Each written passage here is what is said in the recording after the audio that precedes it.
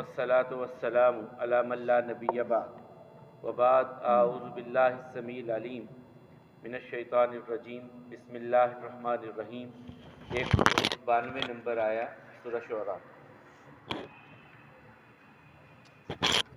وَإِنَّهُ لَتَنزِيلُ رَبِّ الْعَالَمِينَ نَزَلَ بِهِ الرُّوحُ الْأَمِينُ عَلَى قَلْبِكَ لِتَكُونَ مِنَ الْمُنذِرِينَ بِلِسَانٍ عَرَبِيٍّ مُبِينٍ وَإِنَّهُ لَفِي زُبُرِ الْأَوَّلِينَ أَوَلَمْ يَكُنْ لَهُمْ آيَةً أَنْ يَعْلَمَهُ عُلَمَاءُ بَنِي إِسْرَائِيلَ صدقت یا رب العالمین۔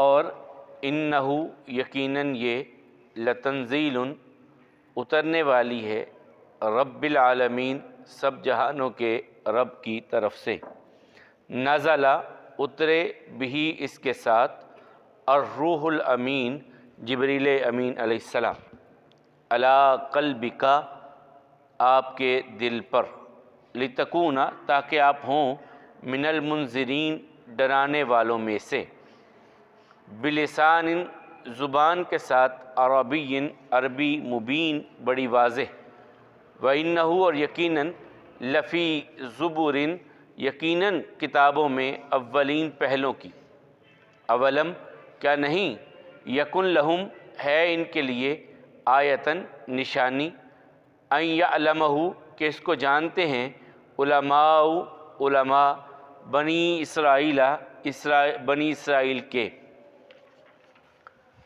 پرسوں ہم نے پڑھا تھا اللہ تعالیٰ نے سیدنا شعیب علیہ السلام کا تذکرہ یہاں پر آیا اور کہا کہ ان بن والوں نے، درختوں کے جھنڈ والوں نے رسولوں کا انکار کیا۔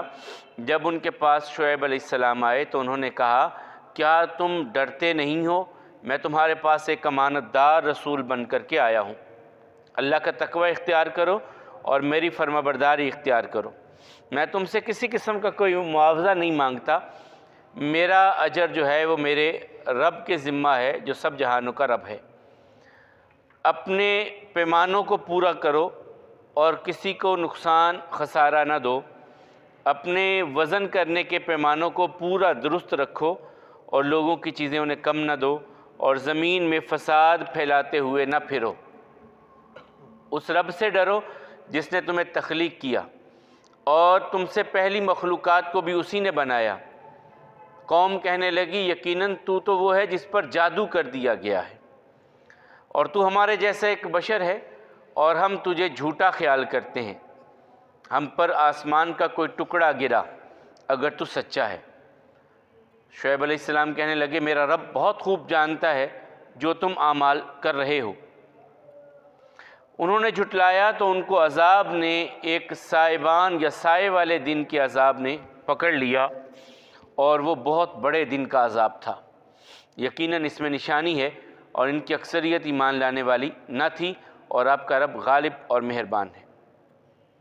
پھر اللہ تعالیٰ نے اس قرآن کریم کے حوالے سے رسول اللہ صلی اللہ علیہ وسلم پر اترنے کے حوالے سے بات کی، 7 انبیاء کی خبریں اور ان کی قوموں کا تذکرہ سنانے کے بعد، 7 انبیاء کرام کے تذکرے اور ان کی قوموں کے حالات بیان کرنے کے بعد، مشرکین مکہ سے مخاطب ہو کر کے مالک و مولا کہتے ہیں کہ ان پر جس رب کی طرف سے عذاب آیا وہی رب اس قرآن کو بھی اتارنے والا ہے، جس نے نوح کو، ہود، صالح، شعیب، لوط ان کو بھیجا، اسی رب نے یہ قرآن نازل کیا ہے۔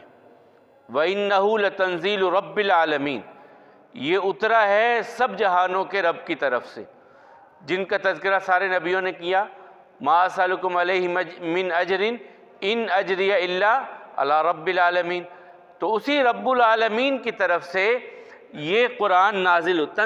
تنزیل بھی اس میں ہے کہ تھوڑا تھوڑا کر کے اترنا، آہستہ آہستہ اترنا، انزال ہوتا ہے ایک بارگی میں، اور تنزیل ہے تھوڑا تھوڑا کر کے اس کو اتارا جانا۔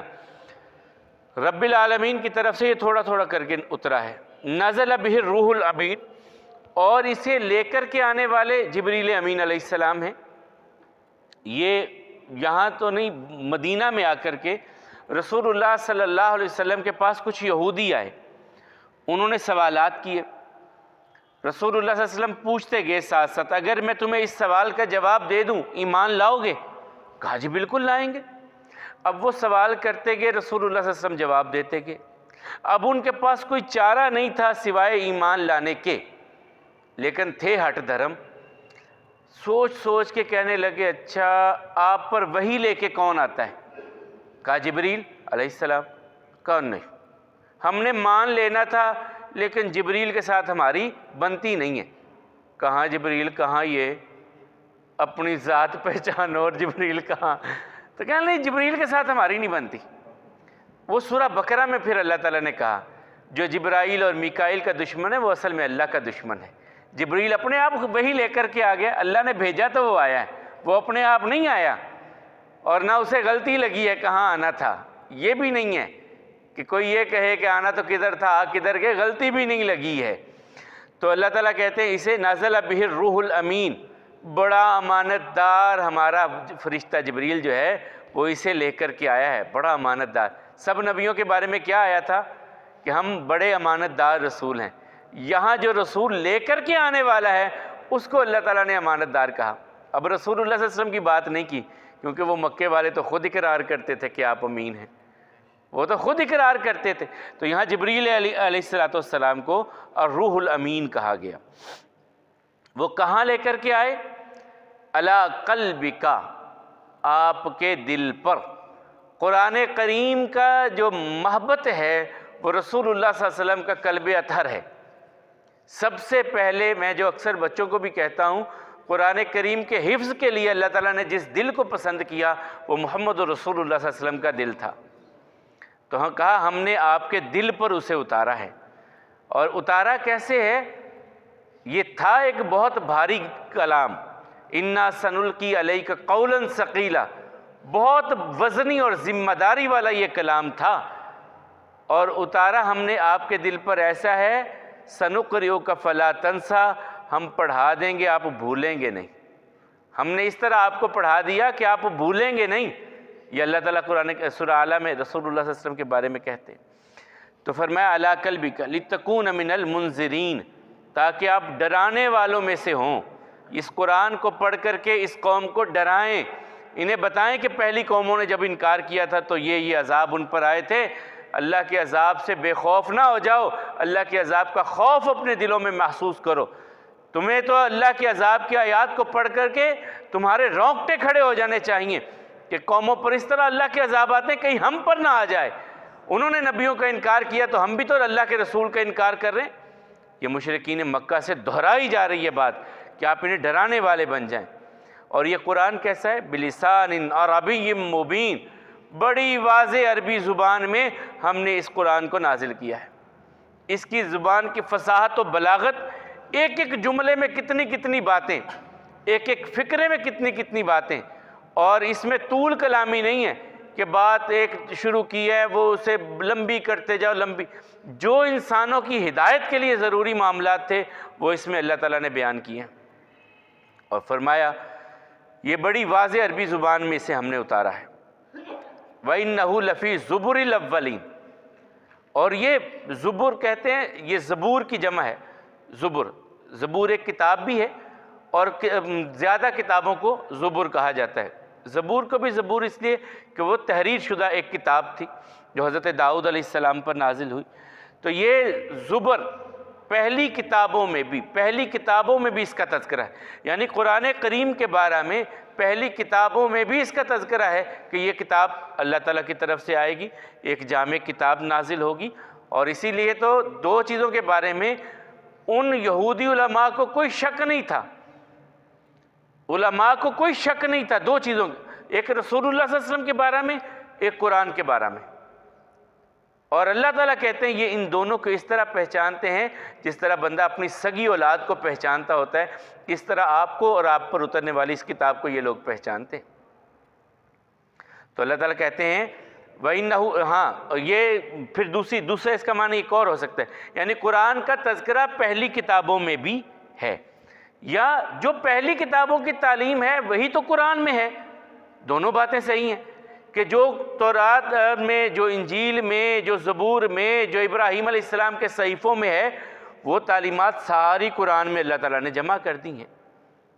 اور اسی لیے فرمایا ان اہل کتاب سے کہیے تعالو، آؤ ہم اس کلمے کی طرف آئیں جو تمہارے سوام بیننا و بینکم، جو ہمارے اور تمہارے درمیان ایک ہے کہ اللہ کے سوا کسی کی عبادت نہیں ہوگی۔ توحید ان کتابوں میں بھی تھی، توحید ان کتابوں میں بھی ہے۔ رسالت ان کتابوں میں بھی تھی، رسالت اس کتاب میں بھی ہے۔ آخرت ان کتابوں میں بھی تھی، آخرت کا تذکرہ اس کتاب میں بھی ہے۔ دنیا میں بہتر زندگی گزارنے کا طریقہ وہ کتابیں بھی بتاتی تھیں، اور یہ کتاب بھی مکمل کر کے وہ طریقہ آپ کو بیان کرتی ہے۔ تو فرمایا وَإِنَّهُ لَفِي زُبُرِ الْأَوَّلِينَ، یہ پہلے لوگوں کی کتابوں میں بھی اس کا تذکرہ، اور پہلے لوگوں کی کتابوں میں جو اتری ہیں ان میں جو نصیحتیں تھیں وہ اس کتاب میں بھی ہیں۔ اولم یکن لہم آیہ، کیا ان کے لیے یہ ایک نشانی نہیں ہے؟ ان یعلمہ علماء بنی اسرائیل، کہ اس قرآن کو علماء بنی اسرائیل پہچانتے ہیں۔ اب مکے والوں کو یہ کہنے کا مطلب کیا تھا؟ مکے والوں کو کہنے کا مطلب یہ تھا کہ وہ اپنے آپ کو امی کہتے تھے، ہم ان پڑھ ہیں، ہمیں نہیں پتہ، اور حقیقتاً یہ ان پڑھ لوگ تھے۔ یعنی جب رسول اللہ صلی اللہ علیہ وسلم آئے ہیں اور اعلان کیا ہے نبوت کا، 17 یا 18 کے قریب لوگ صرف جو ہیں وہ مکے میں لکھنا پڑھنا جانتے ہیں۔ اتنی بڑی آبادی میں 17 یا 18 لوگ صرف لکھنا پڑھنا جانتے ہیں، اور یہ بھاگے بھاگے تبھی تو گئے تھے مدینہ میں کہ ہمیں کچھ سوال دو، ہم ان سے سوال کریں، پرکھیں، پہچانیں کیا واقعی اللہ کے نبی ہیں کہ نہیں ہیں۔ انہوں نے پھر سوال دیے تھے نا، ان سے جا کے پوچھو روح کیا ہے، اصحاب کہف کون ہیں، ذوالقرنین کون ہے۔ کبھی جو ہے وہ ماں پر بچے کی شباہت جاتی ہے، کبھی باپ پر جاتی ہے، کیوں؟ یہ سوالات انہوں نے بھیجے تھے مدینہ سے، اس وقت تو یثرب تھا، انہوں نے بھیجے تھے جاؤ جا کے سوال کرنا۔ تو سورہ بنی اسرائیل میں اللہ تعالیٰ نے روح کے بارے میں پھر جواب دیا، اور سورہ کہف پھر پوری اس بارے میں نازل ہوئی۔ پھر ان یہودی علماء نے پوچھا تھا کہ آپ سے جا کے سوال کریں کہ بنی اسرائیل کا علاقہ تو کنعان کا تھا، یہ مصر میں کیوں چلے گئے، فرعون نے ان کو غلام کیسے بنا لیا؟ جس کے جواب میں پھر پوری سورہ یوسف ایک بار میں نازل ہوئی، پوری سورہ یوسف اکٹھی نازل ہوئی اس موقع پر کہ اس طرح بنی اسرائیل نے یہ کیا تھا، یہ کیا تھا، یہ کیا تھا۔ یوسف علیہ السلام گئے تھے، پھر اس طرح یہ سارے معاملات ہوئے، پھر یوسف علیہ السلام وہاں پر بادشاہ بنے، پھر بنی اسرائیل سارے مصر میں آئے، ان کی حکومت رہی، بعد میں زوال آیا، مقامی لوگوں نے ان سے حکومت چھین لی اور ان کو پھر اپنا غلام بنایا۔ یہ سورہ یوسف پوری پھر اس وقت نازل ہوئی۔ یعنی وہ یہودی علماء جانتے پہچانتے تھے سارا کچھ، تبھی تو حضرت صفیہ رضی اللہ تعالیٰ عنہا رسول اللہ صلی اللہ علیہ وسلم کی بیوی بنی اور ہم سب کی ماں بنی۔ یہ جب آئی ہیں پہلے تو گرفتار ہوئیں، ان کا باپ، چچا، دوسرا چچا، خامد سب قتل ہو گئے، خیبر میں قتل ہو گئے، یہ گرفتار ہوئیں۔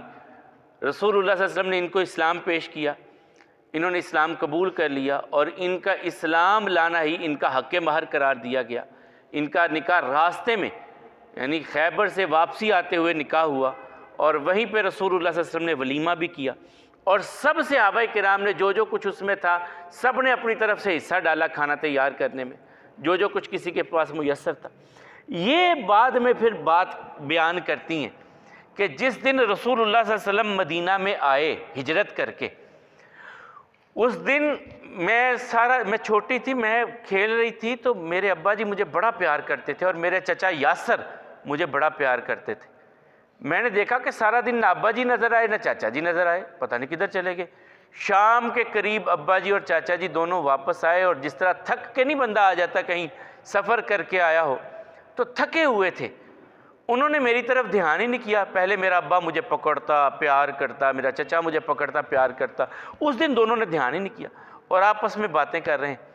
میرے چچا نے میرے باپ سے پوچھا، بھائی جان کیا خیال ہے؟ حیی بن اخطب، یہ بڑا عالم تھا اور سردار تھا، اس سے بھائی نے پوچھا کیا خیال ہے محمد صلی اللہ علیہ وسلم کے بارے میں؟ کہا اللہ کی قسم سچے رسول ہے۔ کہا پھر آگے بڑھ کر ایمان لاؤ۔ کہا نہ، ایمان نہیں لانا، ہیں وہ سچے، پھر ہمارا خاندان کدھر گیا؟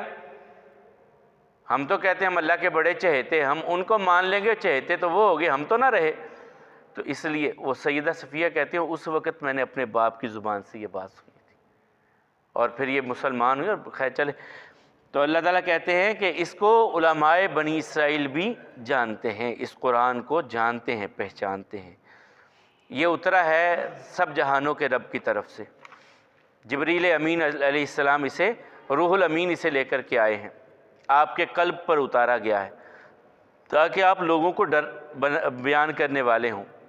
اس کی زبان بڑی عربی واضح ہے، اور اس کا تذکرہ پہلی کتابوں میں بھی ہے۔ کیا ان لوگوں کے لیے یہ نشانی کافی نہیں ہے مکے والوں کے لیے کہ علماء بنی اسرائیل بھی اس کتاب کو پہچانتے ہیں؟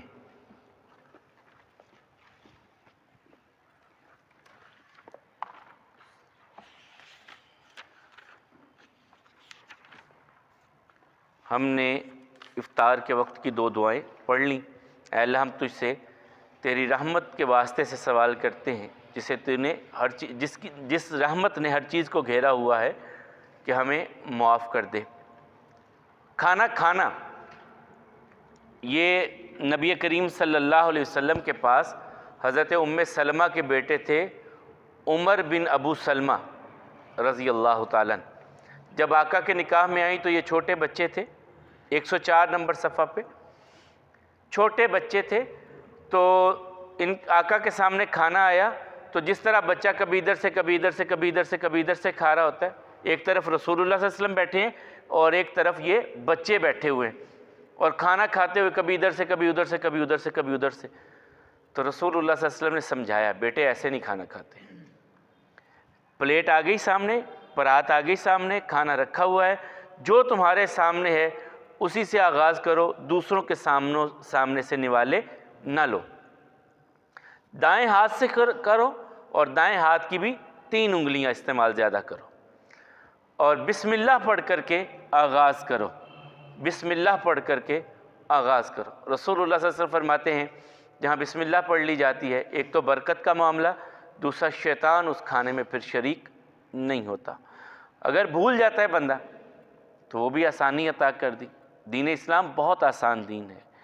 فرمایا بسم اللہ فی اولہ و آخرہ، اس کی ابتدا اور اس کی انتہا اللہ ہی کے نام کے ساتھ ہے، اللہ ہی کے نام کے ساتھ اس کھانے کی ابتدا اور انتہا ہے۔ یہ پڑھ لے تو یہ بھی آپ کے لیے برکت اور آپ کے لیے توانائی کا باعث بننے والا ہے۔ اللہ احکم الحاکمین ہم سب کو اپنے کھانے کا آغاز اپنے پاک نام سے ہی کرنے کی توفیق عطا فرمائے، اور اگر بھول بھی جائیں تو یاد آنے پر یہ پڑھنے کی توفیق عطا فرمائے۔ بسم اللہ فی اولہ و آخرہ۔ اللہ احکم الحاکمین ہم سب کو صحت اور ایمان والی زندگی عطا فرمائے۔ اقول قولی ھذا والحمد للہ، استغفر اللہ لی و لکم۔